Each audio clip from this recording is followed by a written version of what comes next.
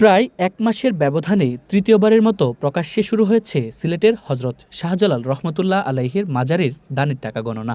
আগের 2 দফায় দানবাক্স থেকে বিপুল পরিমাণ নগদ অর্থ, দেশি বিদেশি মুদ্রা ও স্বর্ণালঙ্কার পাওয়ার পর এবারও দানবাক্সে জমা হওয়া অর্থের হিসাব করতে বসেছে কর্তৃপক্ষ।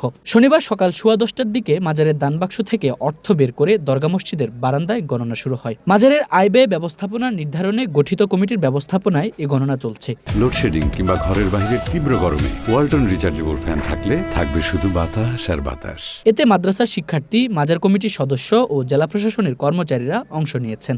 এর আগে গত 22 জুন প্রথমবারের মতো প্রকাশ্যে মাজারের দানের টাকা গণনা করা হয়। সেদিন শাহজালাল রহমতুল্লাহ আলাইহির মাজারের 4টি এবং জেলা প্রশাসনে স্থাপন করা 4টি সহ মোট 8টি দান বাক্স ডাবল লক অবস্থায় খোলা হয়। এতে নগদ 17,65,549 টাকা, 7 আনা স্বর্ণালঙ্কার ও 2টি সৌদি রিয়াল পাওয়া যায়। গণনায় উপস্থিত ছিলেন সিলেটের জেলা প্রশাসক আব্দুল্লাহ আল মামুন, সিলেট উন্নয়ন কর্তৃপক্ষের চেয়ারম্যান রেজাউল হাসান কয়েস লদি সহ জেলা প্রশাসনের কর্মকর্তারা।